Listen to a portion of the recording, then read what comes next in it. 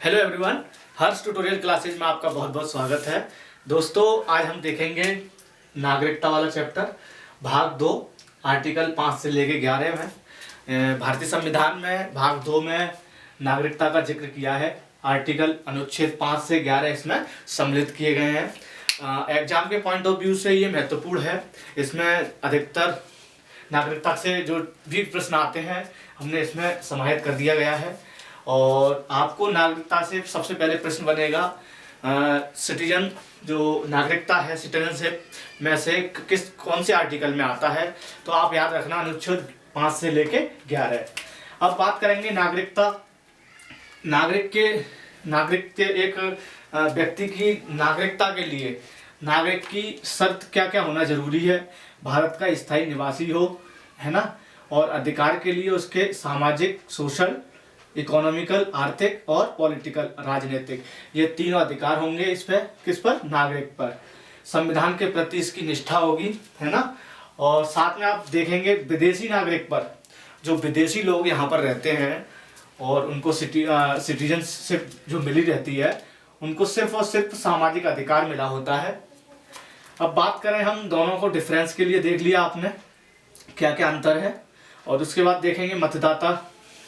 नागरिक के लिए मतदाता होना यह आवश्यक है, यह अनुच्छेद 325 और 26 में दिया गया है। आपको हम जो निर्वाचन वाला जो चैप्टर है, जो भाग 15 है, उसमें विस्तार से आपको निर्वाचन के बारे में आपको पढ़ाएंगे। लेकिन आप बस इसमें ये समझिए, अनुच्छेद 325 और 326 के तहत 21 वर्ष था पहले, है ना। वयस्क जो मताधिकार का जो राइट था, अधिकार था, वो 21 वर्ष था। और ये इसी आर्टिकल में, इसी अनुच्छेद में दिया गया था। लेकिन 61 संविधान संशोधन जो हुआ था 1989 में, इसको 18 वर्ष कर दिया गया। मतदाता की जो मतदान देने की जो उम्र है वो 18 वर्ष कर दी गई। इस बात को आप याद रखना। आप देखेंगे मतदाता और नागरिकता। एक नागरिक के लिए मतदाता होना ये जरूरी है ना। प्रत्येक नागरिक मतदाता होगा, है ना। आप ये वाली बात ध्यान रखना। लेकिन मतदाता प्रत्येक नागरिक नहीं हो सकता है। ये राइट दिया गया है हमारे भारतीय संविधान में। और 26 नवंबर 1949 को जो संविधान सभा में संविधान जब लागू हुआ था, तो उसी दौरान आप देखेंगे भारत की जो नागरिकता है वो एकल नागरिकता है। सिंगल जो बोलते हैं हम, एकहरी सिटीजनशिप जो मिली हुई है भारत को। और यूएसए में दोहरी नागरिकता अपनाई गई, यहाँ पर एकल नागरिकता।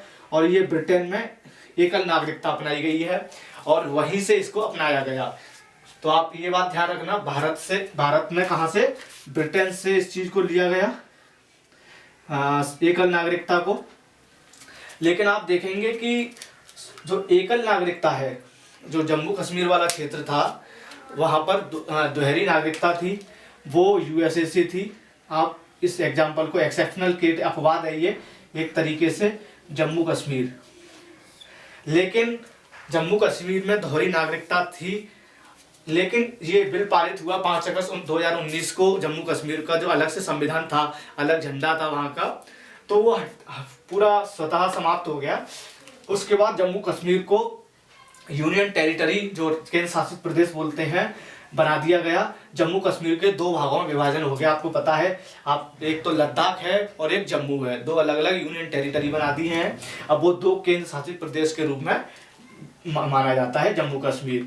आप याद रखना, 5 अगस्त 2019 को ये विधेयक पास हुआ और एक्ट बन गया और जम्मू कश्मीर 2 भागों में बट गया, एक तो लद्दाख और एक जम्मू। तो पहले दोहरी नागरिकता थी जम्मू कश्मीर में, लेकिन अब 5 अगस्त 2019 को ये हट गया, तो यूनियन टेरिटरी में बट गया।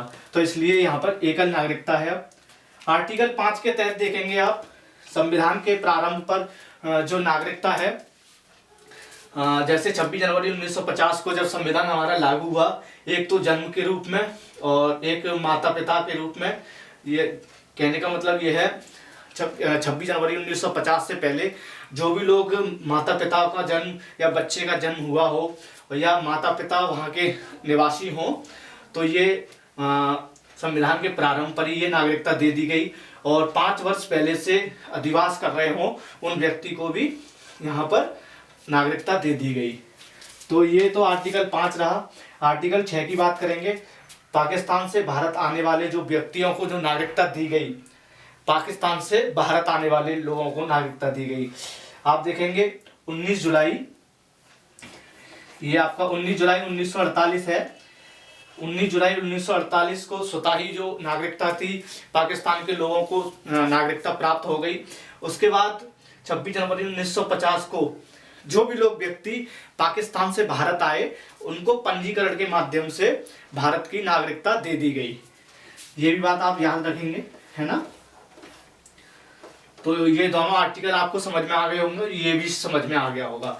इसके बाद आप देखेंगे आर्टिकल 6, आर्टिकल 7, अनुच्छेद 7 में क्या है, भारत से पाकिस्तान जाने वाले व्यक्तियों की नागरिकता। भारत से, वो आर्टिकल 6 में था पाकिस्तान से भारत आने वाले व्यक्ति, अब बात बोल रहे हैं भारत से पाकिस्तान जाने वाले व्यक्तियों की नागरिकता। कैसे, 1 मार्च 1947 से पहले जो भारत छोड़ चुके थे उनको पाकिस्तान की नागरिकता मिली और यहां से वो भारत चले गए, वो आर्टिकल 7 में आएंगे। अनुच्छेद 8 की बात करें, भारत वंशियों की नागरिकता पंजीकरण के माध्यम से, जो रजिस्टर्ड होता है रजिस्ट्रेशन के माध्यम से, पंजीकरण के माध्यम से नागरिकता दी गई जो भारत के वासी थे।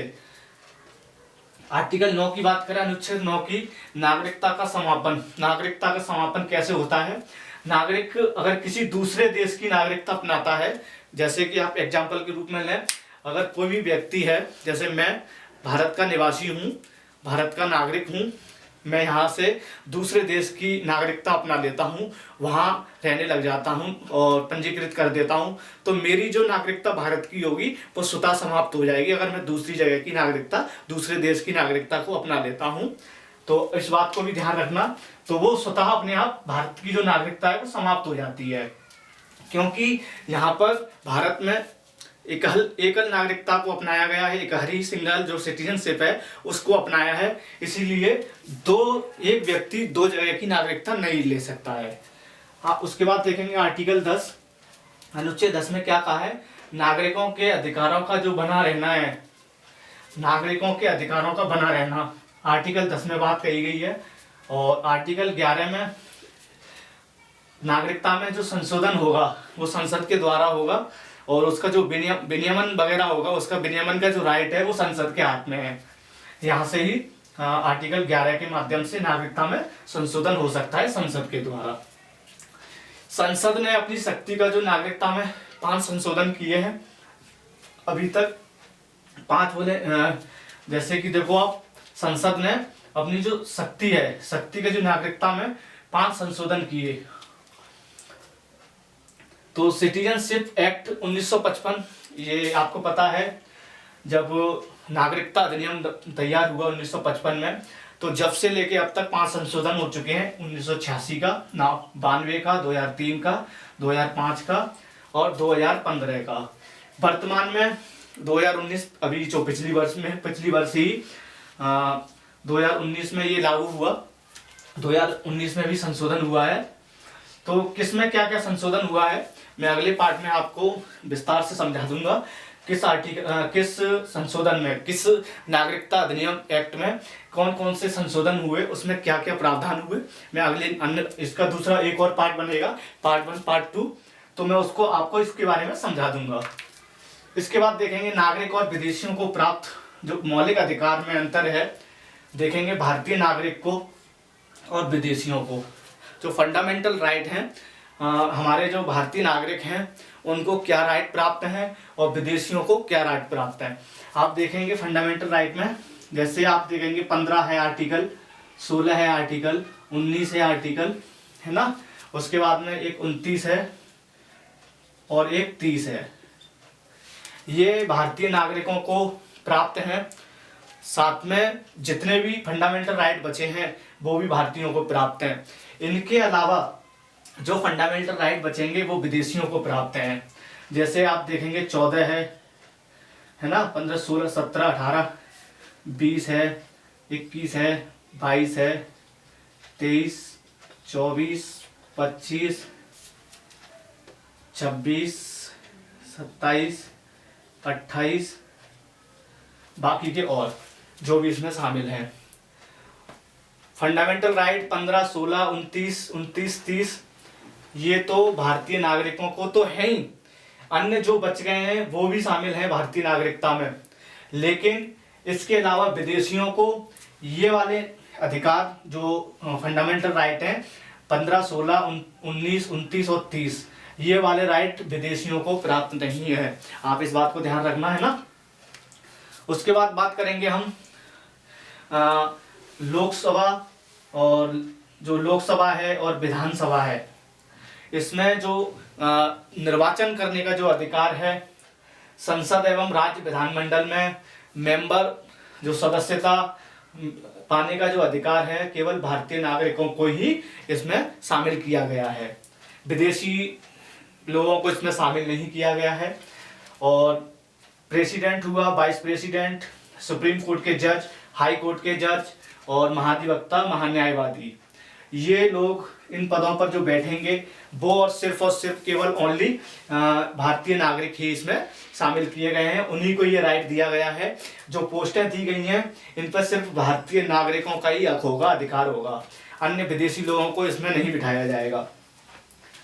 भारतीय नागरिकता का जो स्वरूप है, आप इस स्वरूप को देखेंगे, संविधान में पूरे देश में एकल नागरिकता दी गई है और भारत में केवल प्राकृतिक व्यक्ति को ही नागरिकता दी गई है। जो नेचुरल रूप से यहाँ भारत का निवासी है वही इसकी नागरिकता को प्राप्त करता है। और एक बात हुआ था, है ना, जो विधि और व्यक्ति के रूप में कंपनी एवं निगम को नागरिकता नहीं प्राप्त है। इसमें एक स्टेट ट्रेडिंग, है ना, cooperation of India limited versus commercial official 1963, ये एक बात हुआ था। इस बात के माध्यम से ये डिसीजन लिया सुप्रीम कोर्ट ने कि जो विधि के द्वारा जो व्यक्ति है ना, विधिक रूप से जो व्यक्ति है, कंपनी हो या निगम, उसको नागरिकता प्राप्त नहीं है। कोई विदेशी कंपनी अगर आती है यहाँ पर नागरिकता प्राप्त करना चाहती है तो उसको ये इसके माध्यम से नहीं मिलेगा, ना ही निगम को ना ही कंपनी को। केवल वो एक कॉमर्शियल रूप से यहाँ पर व्यवहार कर सकती है। और इसके अन्य पार्ट में जो इसका पार्ट 2 आएगा, ये नागरिकता का पार्ट 2 आएगा, उसमें मैं आपको बताऊंगा कि किस किस रूप से उसका क्लासिफिकेशन और कर देंगे अच्छे से, जिससे कि कोई आपका प्रश्न नागरिकता से, सिटीजनशिप से आपका कोई प्रश्न छूटेगा नहीं। जैसे कि किसके माध्यम से, जैसे पंजीकरण के माध्यम से, जन्म से, है ना, देशीकरण के माध्यम से, अन्य क्षेत्र के सम्मिलित होने से कैसे हम नागरिकता प्राप्त करते हैं या नागरिकता देते हैं, भारतीय संविधान किसके माध्यम से नागरिकता देता है लोगों को, वो उसके बारे में हम विस्तार से आपको समझा देंगे। इसमें जो संशोधन हुए हैं इनको भी हम अच्छे से एक्सप्लेनेशन कर देंगे, ड्राइव कर देंगे, जिससे कि आपका कोई भी प्रश्न छूटेगा नहीं। तो मुझे लगता है मोटी मोटी बाकी का सारी बातें आपको हम चर्चा कर चुके हैं। बहुत बहुत धन्यवाद। Thank you. लाइक करें, सब्सक्राइब करें।